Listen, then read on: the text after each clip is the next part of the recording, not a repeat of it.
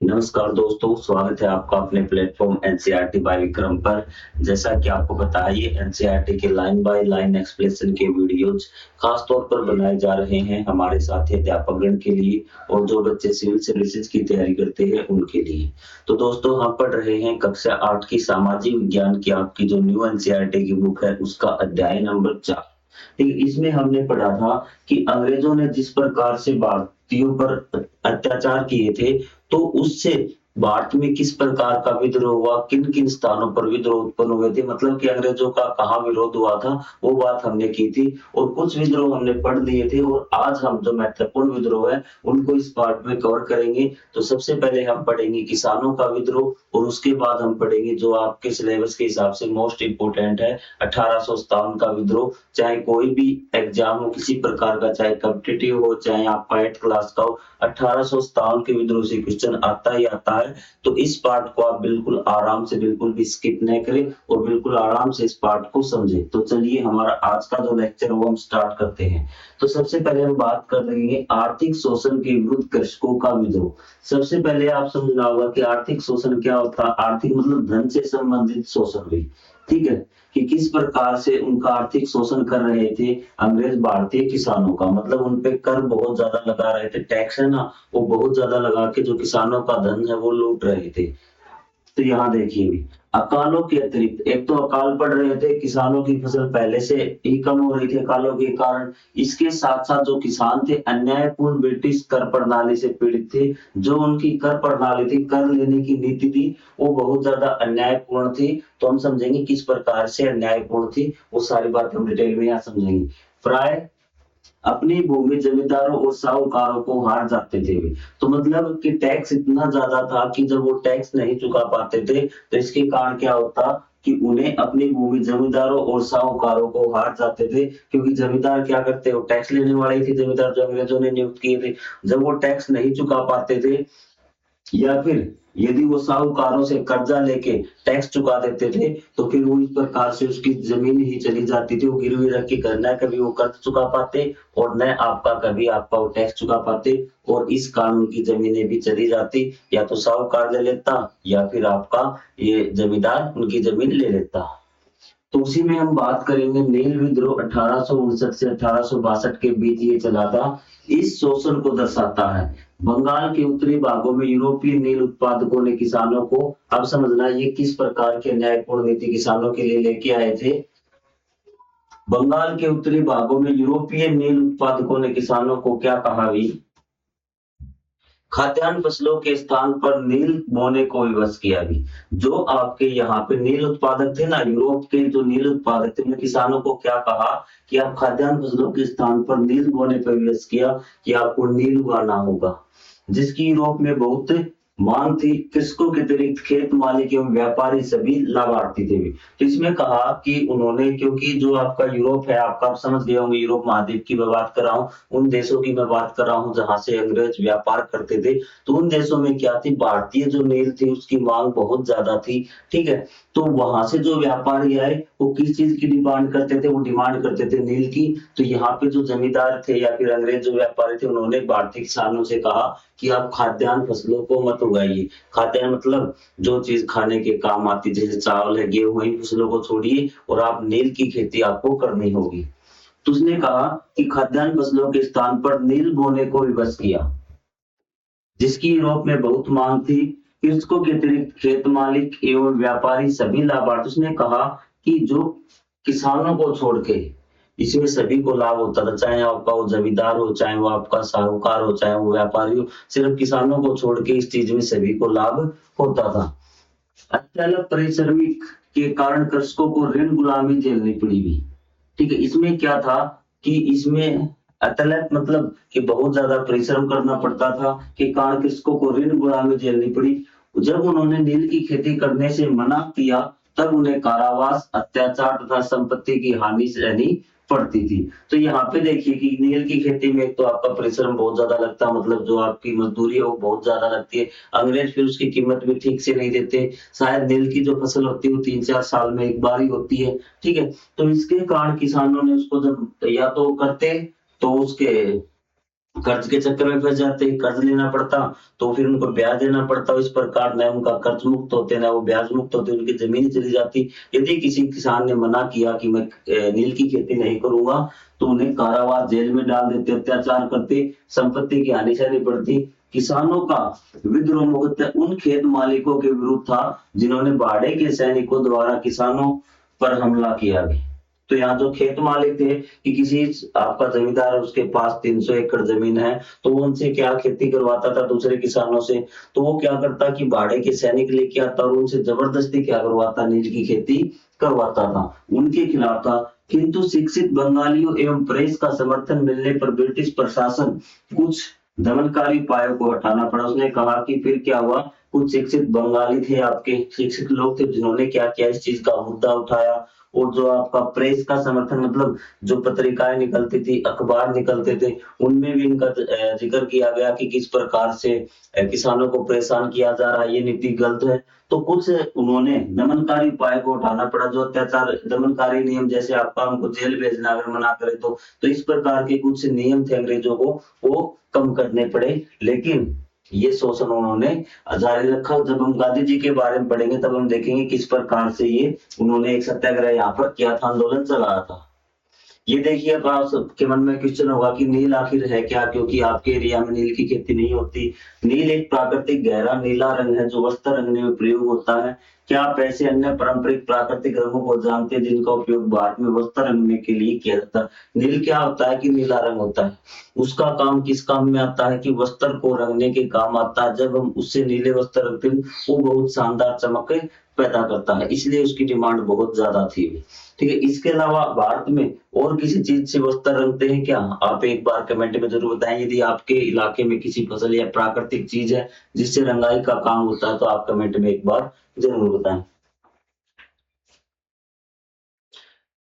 भारतीय उपमहाद्वीप में ऐसे और भी उल्लेखनीय विद्रोह हुए कि आपके विद्रोह तो बहुत ज्यादा हुए थे, हमने मेन विद्रोह पढ़ लिए हैं। अब हम बात करेंगे 1857 का विद्रोह, महान विद्रोह। ये विद्रोह और ब्रिटिश शासन की अन्य नीतियां जिनका उल्लेख पहले हो चुका है 19वीं शताब्दी के सबसे महान विद्रोह का कारण बनी, इसका विवरण हम अब देखेंगे भी। तो इसने कहा कि भारतीय उपमहाद्वीप में और भी बहुत सारे विद्रोह हुए हैं। ये विद्रोह मतलब 1857 का जो विद्रोह हुआ है किस कारण हुआ है, जो ब्रिटिश की नीतियां थी ना, अत्याचारी नीतियां थी, ठीक है, जिस प्रकार से भारतीय का शोषण कर रहे थे उसके खिलाफ ये विद्रोह हुआ था 1857 का महान विद्रोह।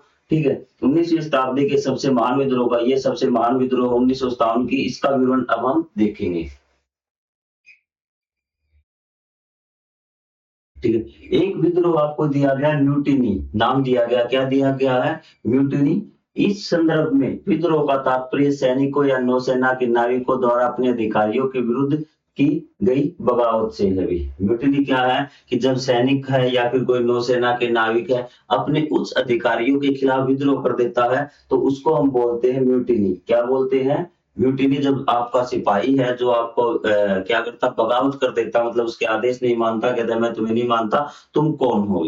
ठीक है, उसके खिलाफ वो खड़ा हो जाता अपने उच्च अधिकारी के खिलाफ। ठीक है, तो उसको हम बोलते हैं बगावत। बगावत या फिर आप विद्रोह बोलिए या फिर म्यूटिनी बोलती। भारतीय शासन ने इस ऐतिहासिक घटना को सिपाही विद्रोह, स्पॉय म्यूटिनी कहा। ठीक है, जो आपके ब्रिटिश शासन ने इसको क्या कहा था? सिपाही विद्रोह किया था। कि ये विद्रोह तो किसने किया है? सिपाहियों ने किया। किसके खिलाफ? अपने उच्च अधिकारियों के खिलाफ उन्होंने ऐसा कहा। सिर्फ सिपाही विद्रोह, उन्होंने ये कहा कि भारतीय जनता का इससे कोई लेना देना नहीं था, ये सिर्फ क्या है? सिपाही विद्रोह था। भी स्मरण रहे कि सिपाही ईस्ट इंडिया कंपनी की सेना में भर्ती भारतीय सैनिक थे जबकि उनके अधिकारी प्राय सभी ब्रिटिश थे। तो इन्होंने कहा कि ये है ना, ये विद्रोह किसने किया था? ये विद्रोह किया था भारतीयों ने। भारतीयों ने, कौन से भारतीयों ने? जो अंग्रेजी सेना में सिपाही थे। ठीक है, भारतीय तो सिर्फ क्या थे? सिपाही थे। भी भारत के लोग क्या बनाए जाते थे? सिपाही। और आपके जो ऊपर थे ना अंग्रेज, अंग्रेज क्या होते थे? अधिकारी होते थे। अधिकारी कौन थे? अंग्रेज थे। तो इन्होंने कहा कि ये तो जो आपके इन सिपाहियों का क्या था, इन अधिकारियों के खिलाफ विद्रोह था। अंग्रेजों ने इस विद्रोह के बारे में ऐसा कहा कि भारतीय आम जनता का इसमें कोई रोल नहीं था। सिपाही ईस्ट इंडिया कंपनी की सेना में भर्ती भारतीय सैनिक थे जबकि उनके अधिकारी प्राय सभी ब्रिटिश थे। भारत की स्वतंत्रता के पश्चात इतिहासकारों ने सिपाही विद्रोह संज्ञा को अस्वीकार करके इसके स्थान पर अन्य संज्ञाओं का प्रयोग किया भी। उसने कहा जब भारत आजाद हो गया ना, तो इतिहासकारों ने कहा कि ये जो विद्रोह था 1857 का, ये सिर्फ सिपाही विद्रोह नहीं था, सिपाहियों का विद्रोह नहीं था, तो इसको और नाम दिए। नाम कौन से दिए गए वो हम देखेंगे। अनेक विद्वानों के अनुसार 1857 का महान विद्रोह कहेंगे भी। तो उसने क्या क्या नाम दिया इनको? 1857 का महान विद्रोह कहेंगे। परंतु वास्तव में क्या घटित हुआ ये हम देखेंगे। अब आपको पता चलेगा क्या ये सिपाहियों का विद्रोह था। आप खुद बता देना अपना दिमाग लगा के, क्या ये सिर्फ सिपाहियों का विद्रोह था या फिर 1857 का ये महान विद्रोह था। आपके अनुसार स्वतंत्रता प्राप्ति के पश्चात सिपाही विद्रोह संज्ञा को क्यों अस्वीकार किया? एक अनुच्छेद में कारण लिखे। क्यों अस्वीकार कर दिया? क्योंकि ये सिर्फ एक सिपाही विद्रोह नहीं था, इसमें भारत के कई आपके शासकों ने भी भाग लिया था, भारत की आम जनता, कई जगह जनता ने भी भाग लिया था, ठीक है, बहुत से नेताओं ने भाग लिया था। तो ये सिर्फ एक सिपाही विद्रोह नहीं था, ठीक है, ये संपूर्ण भारत का एक साझा विद्रोह था जिसमें कुछ कमियां रही, जिसके कारण क्या हुआ, ये विद्रोह असफल हो गया। वरना हम 1947 की जगह 1857 में ही आजाद हो गए होते। तो चलिए इस महान विद्रोह के बारे में अब हम पढ़ते हैं। मेरठ में सिपाहियों के विद्रोह का काल्पनिक चित्रण भी। तो ये देखिए आपका एक काल्पनिक चित्रण दिया गया है, किस प्रकार से सैनिक आपस में लड़ रहे हैं मेरठ में भी, ठीक है। अब हम इसका देखेंगे भी। 1857 की इस महान विद्रोह से बहुत पहले ही सिपाहियों के बीच गहरा असंतोष उत्पन्न हो चुका था। देखिए भी 1857 का विद्रोह था, उससे पहले जो भारतीय समुदाय के लोग जो ब्रिटिश सेना में भर्ती थे सिपाही के रूप में, उनमें पहले ही क्या था, बहुत ज्यादा गुस्सा वो था, बहुत ज्यादा असंतोष होगा। इसका प्रथम संकेत 1806 में तथाकथित वेल्लोर विद्रोह में प्रकट हुआ था भी। इसका पहला संकेत कि सिपाही क्या है, वो अंग्रेजों से नाखुश हैं, इसका पहला संकेत हमें देखने को पता चला 1806 में, मतलब लगभग 50 साल पहले 1857 के विद्रोह से वेल्लोर विद्रोह में। आपसे पूछा जाएगा वेल्लोर विद्रोह कहाँ हुआ? 1806 में। किससे संबंधित है? ये भी एक सैनिक विद्रोह से संबंधित है। तब यह फूट पड़ा जब ब्रिटिश शासन ने वर्दी संबंधी नए नियम लागू किए जो हिंदू एवं मुस्लिम सिपाहियों की धार्मिक मान्यताओं का उल्लंघन करते थे। ये वेल्लोर विद्रोह क्यों हुआ? क्योंकि अंग्रेजों ने वर्दी पहनने से संबंधित कुछ नियम बनाए थे और जिसमें जो आपके हिंदू और आपके मुस्लिम थे उनके धर्मों के वो खिलाफ थे नियम। उदाहरण के लिए क्या नियम बनाए उन्होंने वर्दी के लिए? ललाट पर धार्मिक चिन्ह अंकित करने पर प्रतिबंध लगा दिया भी। उन्होंने कहा कि कोई भी सैनिक माथे पर तिलक नहीं लगाएगा, कोई भी धार्मिक चिन्ह नहीं लगाएगा, ठीक है। दाढ़ी मुंडवाना अनिवार्य कर दिया कि दाढ़ी कटवानी पड़ेगी। अब मुस्लिम धर्म में दाढ़ी कैसे कटवाए? कोई मान सकते हैं आपका सिख है, वो भी किस प्रकार से दाढ़ी मुंडवाएगा? तो इसका विद्रोह हुआ भी। सिपाही नाराज हो गए। सिपाहियों ने वेल्लोर का किला अपने अधिकार में ले लिया और अनेक ब्रिटिश अधिकारियों एवं सैनिकों की हत्या कर दी गई। वेल्लोर जगह पे क्या किया? जब ये नियम बनाए गए तो सिपाही इससे बहुत ज्यादा क्या हो गए? नाखुश हुए, वे गुस्सा हो गए। उन्होंने जो वेल्लोर का किला था अपने अधिकार में कर दिया। तो आपको ध्यान रखना 1806 में हुआ था। मैं आपको इसलिए रिलेट करके बता रहा हूँ 1857 से, ताकि आपको ध्यान रहे कि 1857 से 50 साल पहले आपके डायरेक्ट दिमाग में आ जाएगा। अगर 1806 याद भी नहीं रहा तो आपको ध्यान रहेगा कि 1857 से 50 साल पहले। वैसे तो आप 50 साल पहले 1807 आएगा, लेकिन समझ जाना 1806 की बात हो रही है। किंतु ब्रिटिशों ने विद्रोह का दमन कर दिया, सैकड़ों सिपाहियों को मार डाला या मृत्युदंड दिया भी, ठीक है। बहुत सारे सिपाहियों को मार डाला और उनको क्या कर दिया? मृत्युदंड दे दिया भी। अधिकांश सिपाही कृषि, एक तो ये नाखुश, इस रूल से, वर्दी वाले रूल से सिपाही नाखुश थे, ठीक है। दूसरा क्या था? अधिकांश सिपाही कृषि परिवारों से आते जो भूमि कर संबंधी ब्रिटिश नीतियों से अत्यंत पीड़ित थे।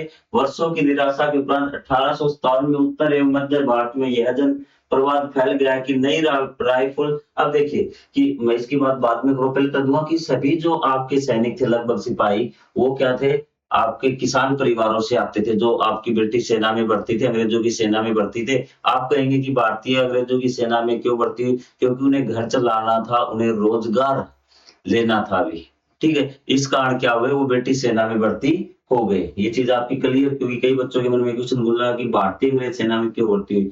तो ये जो सैनिक थे ये सारे किसान परिवार से संबंधित रखते थे, और जब वो घर पे आते थे, मान लो कभी आपके घर पे आए तो घर पे जिक्र चलेगा कि अंग्रेज इस प्रकार से टैक्स लगा रहे हैं, तो वो क्या थे, अंग्रेजों से इस बात से भी नाखुश थे वो। ठीक है, क्योंकि वो उनसे क्या टैक्स ले रहे थे भी।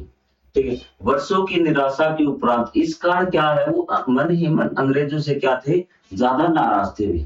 वर्षों की निराशा के उपरांत 1857 में उत्तर में मध्य भारत में यह जनप्रवाद फैल गया कि नई राइफल की कारतूसों पर गाय और सूअर की चर्बी लगी होती है। इससे हिंदू एवं मुस्लिम सिपाहियों की धार्मिक भावनाएं आहत हुई। तुमने कहा कि जो उनकी राइफल थी एनफील्ड नाम की, उनकी जो कारतूस होती है, आपकी गोली होती है, उसको जब हम बंदूक में डालते हैं तो उससे पहले उसका जो खोल है वो उतारना पड़ता है ढक्कन टाइप में। तो उसको बताया गया कि ये जो ढक्कन बना हुआ है ना, इसमें या तो गाय की चर्बी और आपकी सुअर सुअर की चर्बी से ये बनाया गया है। तो इससे जो हिंदू और मुस्लिम दोनों सैनिक भड़क गए कि उन्होंने कहा ये तो उनके धर्म का धार्मिक भावनाएं उनकी आहत हो रही है, धर्म का उल्लंघन हो रहा है। ठीक है, तो इससे वो बहुत ज्यादा नाराज हो गए, और बैरकपुर पश्चिम बंगाल में सिपाही मंगल पांडे ने ब्रिटिश अधिकारियों पर आक्रमण कर दिया अभी। ठीक है, आपको ध्यान रखना है कि बैरकपुर में सिपाही मंगल पांडे ने सबसे पहले क्या किया, ब्रिटिश अधिकारी पर आक्रमण कर दिया। उनकी फांसी ने सिपाहियों में असंतोष और भी बढ़ा दिया अभी। ठीक है, और उसको क्या कर दिया, इसी बात को लेकर मंगल पांडे ने, जो अंग्रेज अधिकारी थे, उस पर आक्रमण कर दिया। और अंग्रेजों ने क्या किया, मंगल पांडे को फांसी दे दी, और ये खबर पूरे आपके सैनिकों में फैल गई, और सैनिक और भी ज्यादा क्या हो गए, नाराज हो गए। इसको बोलते हैं 1857 की क्रांति का तात्कालिक कारण। कारण तो आपने पहले भी पढ़े थे, आपके वेल्लोर का विद्रोह था, आपका उनकी नीति थी। ठीक है, और उनको भारतीय सैनिकों को कम वेतन दिया जाता था, और भी बहुत सारे कारण थे, लेकिन ये था तात्कालिक कारण जो तुरंत हुआ था अभी। ठीक है, आपकी किसी के साथ दुश्मनी चल रही है बहुत पुरानी, उसने आपको बहुत ज्यादा परेशान किया। ठीक है, आप परेशान हैं। ठीक है, एक बार चलते चलते आपको क्या कर दिया, उसने थप्पड़ मार दिया, और आपने जैसे ही उसने थप्पड़ मारा, आपने तुरंत उसको जान से मार डाल दिया। तो तात्कालिक कारण क्या था जान से मारने का, कि उसका वो थप्पड़ मारना भी। ठीक है, कारण आपके वो पहले भी थे। तो ये था आपका तात्कालिक कारण, कि आपका जो आपके एनफील्ड राइफल थी, उनके जो कारतूस थे उनपे ऐसा बताया गया कि ऐसी अफवाह फैलाई गई या सस्ता, तो इस बारे में भी श्योर नहीं है। ठीक है, ये क्योंकि जन प्रवाद फैल गया, मतलब अफवाह फैल गई है। ठीक है, तो विद्रोह हो गया। मेरठ में सिपाहियों ने अपने ब्रिटिश अधिकारियों की हत्या कर दी, और जैसे ये खबर फैलती फैलती कि मंगल पांडे को फांसी दे गई, तो मेरठ में क्या कर दिया कि जो सिपाही थे उन्होंने अपने अधिकारियों की हत्या कर दी और दिल्ली की ओर कूच किया, जहां उन्होंने व्यर्थ किंतु राजनीतिक रूप से शक्तिहीन मुगल सम्राट बहादुर शाह जफर को अपना नेता घोषित कर दिया भी। ठीक है, उनका साम्राज्य दिल्ली के एक लघु क्षेत्र तक सीमित था। अब देखिए वो इस प्रकार से क्या, वहां मेरठ में क्या किया उन्होंने, अंग्रेज अधिकारी को मार दिया, और वो भारत को आजाद कराने के, अंग्रेजों को भारत में नहीं रहने देंगे, वो दिल्ली की ओर बढ़े, और वहां पे थे आपके मुगल बादशाह, अंतिम मुगल बादशाह बहादुर शाह जफर भी। वो बहुत बूढ़े थे, उनका जो एरिया था, जो साम्राज्य कभी दक्षिण तक फैला हुआ था, औरंगजेब के टाइम पे आपने पढ़ के आए हैं, आपका अफगानिस्तान तक फैला हुआ था, वो दिल्ली के एक छोटे से क्षेत्र तक इनका राज्य सीमित था, साम्राज्य क्या बोले उसको अब हम। ठीक है, तो वहां उनका क्या कर दिया, उनको नेता घोषित कर दिया अभी। उनका साम्राज्य दिल्ली के लघु क्षेत्र तक सीमित था। यद्यपि वास्तविक निर्णय सिपाही नेताओं द्वारा लिए जा रहे थे, बस उनको नाम का नेता बना दिया कि हमारा नेता ये है अभी, और वास्तविक निर्णय सिपाहियों द्वारा लिए जा रहे थे। यह विद्रोह शीघ्र ही उत्तर एवं मध्य भारत में फैल गया। सिपाहियों ने कानपुर, लखनऊ, झांसी जैसे महत्वपूर्ण नगरों पर अधिकार कर लिया। कानपुर में विद्रोही सेनापति, अब आपको याद रखना है कि कानपुर का नेतृत्व किसने किया, अलग अलग शहरों में किसने किसका नेतृत्व किया। कानपुर में विद्रोही सेनापति नाना साहेब ने प्रारंभ में ब्रिटिश नागरिकों को सुरक्षित मार्ग देने का वचन दिया, परंतु बाद में 200 से अधिक ब्रिटिश पुरुषों, महिलाओं और बच्चों की हत्या कर दी। इस घटना के कारण आज भी विवादित है। तो नाना साहेब ने क्या कहा कि आप टेंशन मत लीजिए, जो भी अंग्रेजी नागरिक यहाँ पर है, ब्रिटिश नागरिक है, महिलाएं हैं, उनको हम सुरक्षित यहाँ से निकाल देंगे। लेकिन फिर भी क्या हुआ कि आखिर में 200 से अधिक ब्रिटिश पुरुष थे, महिलाएं और बच्चों की हत्या कर दी। इस घटना के कारण आज भी विवादित है कि उनकी हत्या क्यों हुई, ऐसा क्या विवाद हुआ था जिसके कारण उनकी हत्या कर दी गई। ब्रिटिश प्रतिक्रिया अत्यंत क्रूर थी, जिसका प्रारंभ सितंबर 1857 में दिल्ली को पुनः अधीन करने से हुआ। ठीक है। फिर क्या था कि भारत में विद्रोह हो रहे थे, भारत अलग अलग शहरों को आजाद करवा रहे थे। अब ब्रिटिश की उल्टी वार करने की तैयारी थी। उन्होंने सबसे पहले किस पे आक्रमण किया? दिल्ली पे, जिन्होंने सितंबर 1857 में दिल्ली को पुनः अधीन करने से हुआ। उन्होंने 1857 सितंबर में दिल्ली को दोबारा से क्या कर लिया? अपने अधीन ले लिया। आपसे पूछा जा सकता है कि अंग्रेजों ने दिल्ली को पुनः अपने अधिकार में कब लिया? सितंबर 1857 में। वहां ब्रिटिश सेना ने घर घर जाकर नरसंहार किया। कानपुर में सामूहिक मृत्युदंड दिए गए, जिससे जनसाधारण में भय व्याप्त हो गई। तो इन्होंने क्या किया? दिल्ली में घर घर जाकर उन्होंने नरसंहार किया, मतलब कि लोगों की हत्याएं की। और आपका कानपुर में सामूहिक मृत्युदंड दिए, जिससे जनसाधारण में भय व्याप्त हो। कि सामूहिक मतलब 5-5, 10-10 लोगों को एक साथ इकट्ठा करके गोलियां मार दी जाती थी, ताकि आम लोगों में क्या दहशत हो गई। एक लंबे दंडात्मक अभियान में उन्होंने गांव को जला दिया, फसलें नष्ट कर दी, जिससे असंख्य लोगों की मृत्यु हुई। इन मृतकों की संख्या विद्रोहियों के हाथों हुई हत्याओं से कहीं अधिक थी।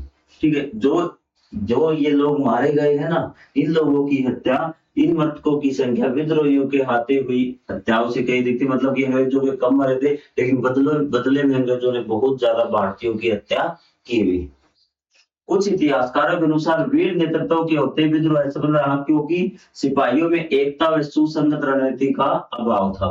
उसने कहा कि जो नेतृत्व था वो बहुत बढ़िया था। कि मतलब कि जो नेता थे आपके 1857 की क्रांति के, अलग अलग शहरों में अलग अलग थे, वो शानदार थे, वीर थे, बहादुर थे। लेकिन फिर भी ये असफल क्यों हुई? आपको यहाँ पे एक तो सिपाहियों में एकता की कमी हुई।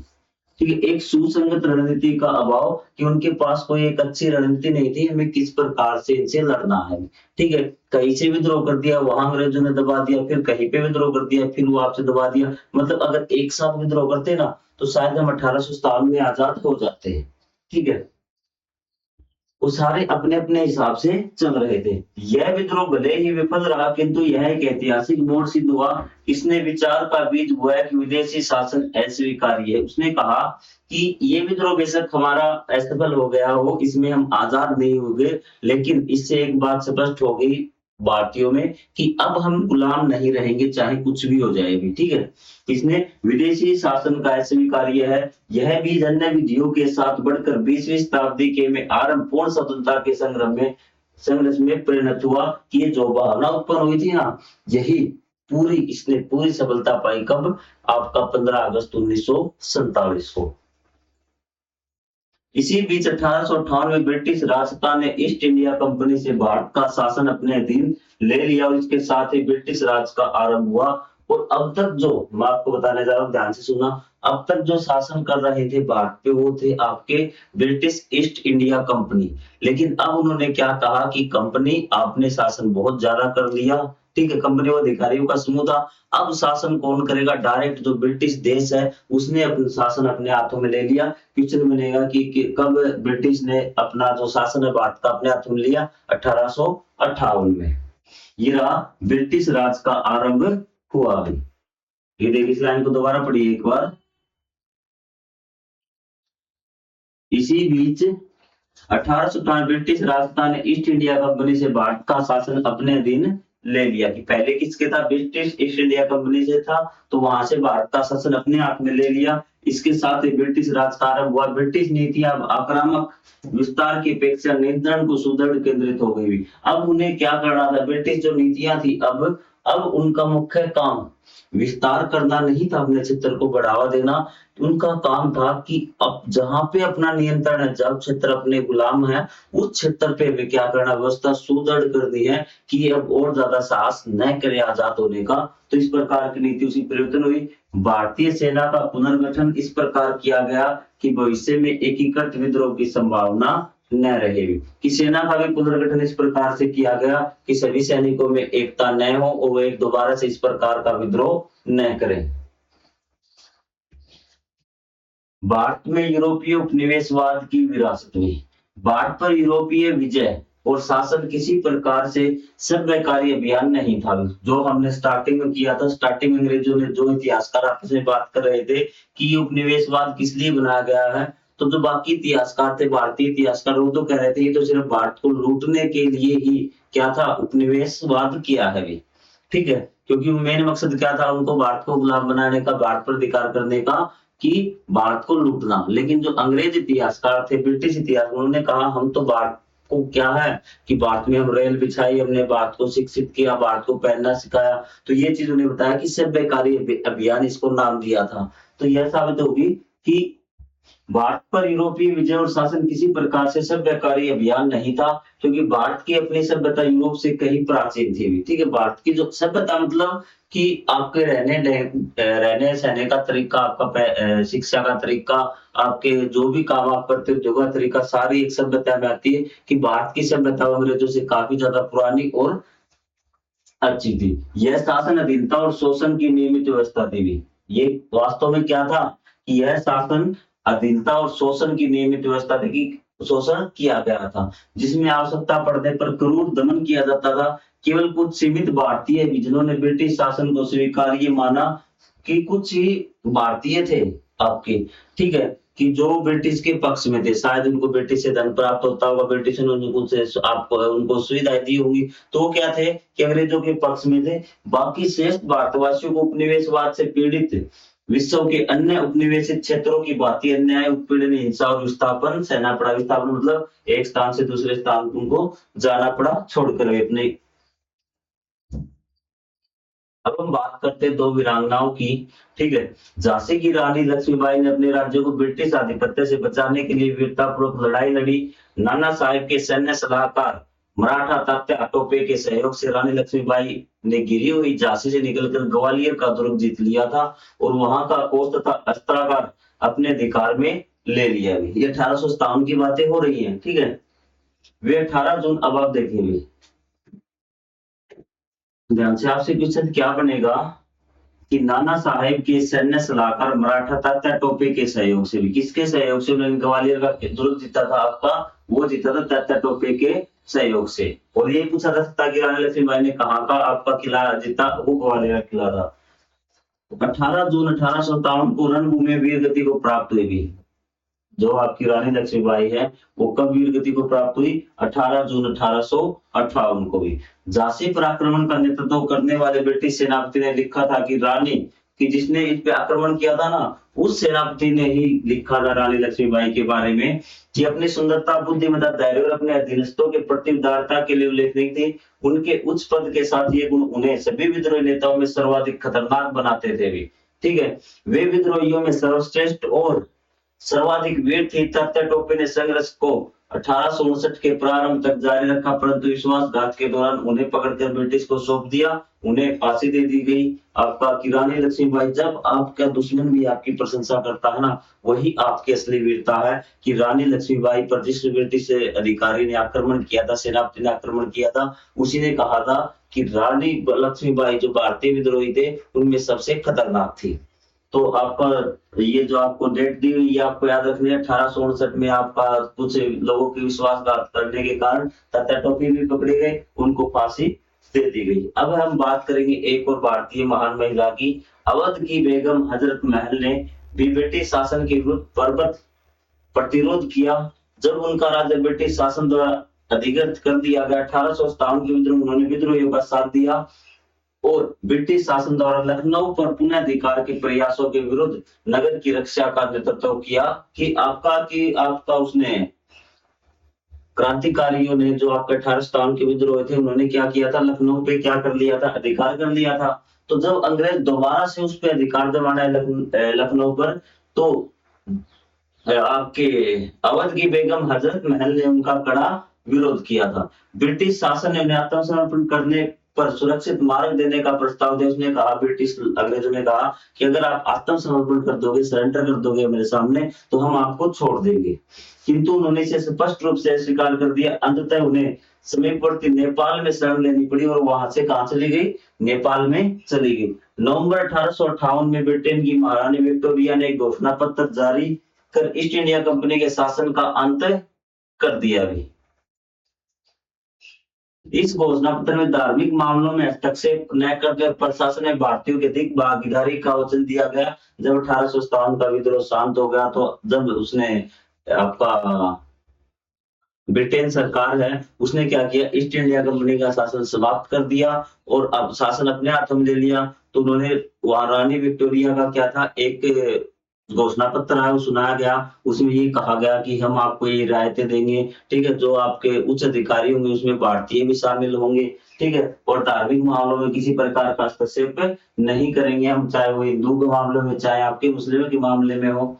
इसके प्रत्युत्तर में बेगम हजरत महल ने एक प्रति घोषणा जारी की, जिसमें उन्होंने भारतीयों को चेतावनी दी कि वे इन वचनों पर विश्वास न करें, क्योंकि अंग्रेजों की सदा यह रीति रही कि वे बड़ा या छोटा कोई भी दोष कभी समान नहीं कर सकते।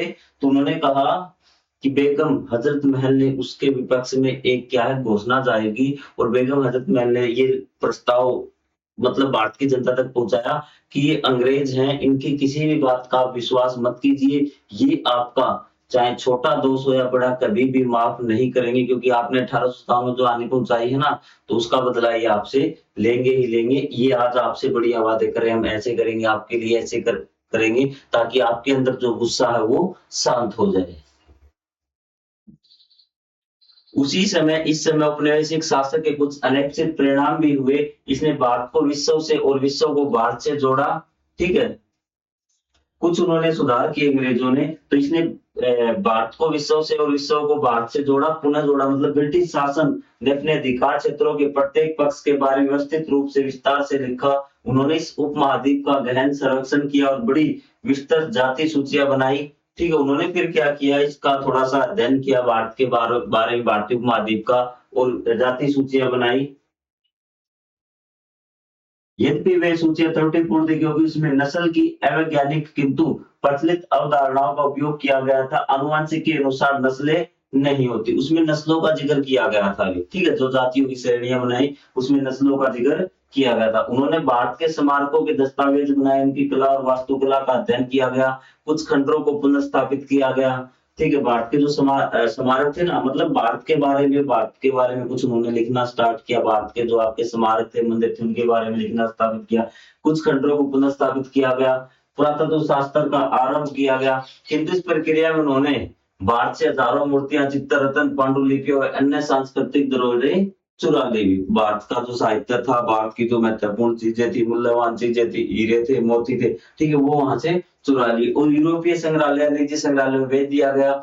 जहां यह भारतीय संस्कृति तथा विरासत की गंभीर क्षति थी, वहां इसने यूरोपीय समाज में भारतीय कला की सराहना को भी प्रेरित किया। ऐसी संस्कृति चोरी विश्व के सभी उपनिवेशों में हुई। वर्तमान समय में अनेक स्थानों पर इन सांस्कृतिक धरोहरों को उनके मूल देशों में वापस लाने के प्रयास हो रहे हैं, कि जहां जहां से अंग्रेजों ने जिस जिस क्षेत्र पे क्या किया था, शासन किया था, मतलब जिसको भी गुलाम बना था, वहां से अनेक चीजें वो चुरा के अपने देश ले गए, मतलब ब्रिटेन ले गए, इंग्लैंड ले गए, और वो वहां पे संग्रहालय में रखी हुई है। आज भी जो वहां के, जैसे भारत की कोई चीज ले गए, जैसे हम बात करूं कोहिनूर हीरा है, वो बताते हैं कि वहां रखा हुआ रानी के मुकुट में, तो उन सभी चीजों को वापस लाने के प्रयास चल रहे हैं वहां के राष्ट्राध्यक्षों के द्वारा, चाहे वो कहीं से ले जाए गए हो, कि कोई समझौता किया जाए कि आप हमें हमारी ये चीज वापिस करो भी, ठीक है। तो ये आपका अध्याय था। मैं आपको एक पैराग्राफ और है इसमें, वो मैं आपको पढ़ा देता हूँ।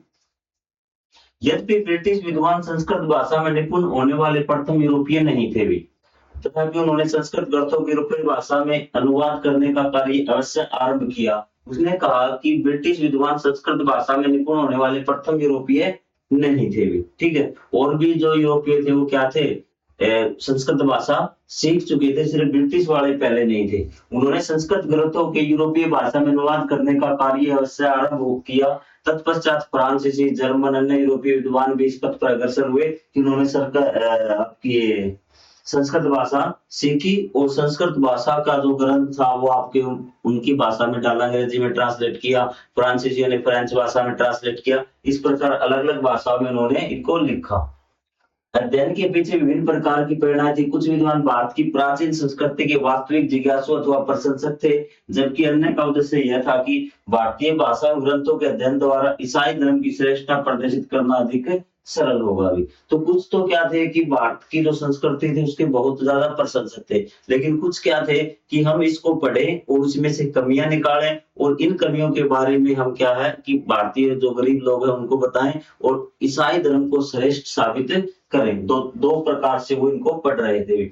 संस्कृत अध्ययन तथा ग्रंथों का यूरोप में प्रसार एक प्रकार से नव महाद्वीप की खोज के तुल्य था भी, कि उनके लिए तो क्या था, एक ये नया महाद्वीप था, उनके बारे में उनको यूरोप वालों को कुछ नहीं पता था।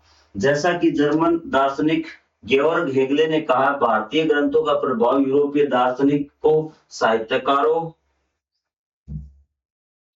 कवियों, कलाकारों, कुछ अवसरों पर राज्यकर्ताओं पर भी पड़ा। इसका प्रभाव 19वीं शताब्दी में संयुक्त राज्य अमेरिका तक भी पहुंचा। यह स्मरण कराता है कि यद्यपि राजनीतिक प्रभुत्व की धारा एक दिशा में प्रवाहित होती है, परंतु सांस्कृतिक प्रभाव की धारा कभी-कभी विपरीत दिशाओं में भी प्रभावित होती है। मतलब इस बात का मतलब क्या है कि जो आप अगर आप शक्तिशाली है ना, जैसे आपके अंग्रेज थे आपके, वो सिर्फ भारत की ओर ही क्या झुकाव रखते थे, मतलब दबदबा उनका ही रहा हमेशा। लेकिन जो साहित्य था वो क्या था कि हमारा साहित्य चारों दिशाओं में फैल रहा था। वो यहीं से फैला, आपका ब्रिटेन भी गया, फ्रांस भी गया, वो आपका यहाँ तक कि उसने अपना प्रभाव अमेरिका पर भी रखा। इस लाइन को एक बार दोबारा पढ़ना, आपको समझ में आएगा कि इसका प्रभाव 19वीं शताब्दी से अमेरिका यहाँ पड़ना। यह स्मरण कराता है कि यद्यपि राजनीतिक प्रभुत्व की धारा एक दिशा में प्रवाहित होती है, एक दिशा में कौन सी में, कि आपकी वो ताकतवर से किस ओर जाएगी, कमजोर। कि जो ताकतवर है वो इसी दिशा में, वो कमजोर को क्या करेगा, गुलाम बना लेगा। ये राजनीतिक प्रभुत्व की धारा एक दिशा में प्रभावित, ये बात आपको समझ में आ गई। परंतु सांस्कृतिक प्रभाव की धारा कभी कभी विपरीत दिशा में प्रभावित होती है, मतलब कि इस प्रकार भी वो प्रभावित हो सकती है। आपको आगे बात समझ के, ऐसे तो प्रभावित होगी ही होगी, लेकिन वो ऐसे भी प्रभावित हो सकती है। सांस्कृतिक आपके साहित्य की जो धाराएं हैं वो इस प्रकार से, मतलब कि शिक्षाएं हैं उसकी, जो उसके अच्छे गुण हैं इस प्रकार से प्रभावित हो सकते हैं। जैसे भारतीय संस्कृति की और साहित्य की धाराएं प्रभावित, मतलब ज्ञान प्रभावित हुआ। तो ये था आपका अध्याय नंबर 4। तो मैं आशा करता हूँ कि मैक्सिमम आपको समझ में आ गया होगा। इसके बाद हम इसका वन शॉट वीडियो भी लेके आएंगे, उसके बाद आपको सिर्फ फैक्ट बताएंगे, ताकि आपका इस अध्याय में किसी प्रकार का कोई भी एक सिंगल लाइन भी न छूटे हुई। ठीक है, जब भी कब आप कभी जाएं किसी से 1857 की बात करें, कभी भी किसी टाइम की बात करें, तो आप अपने जो वक्तव्य हैं सरल और स्पष्ट रूप से रख सके भी। तो मिलेंगे अगले पाठ में, तब तक के लिए जय हिंद, जय Bharat, thank you very much.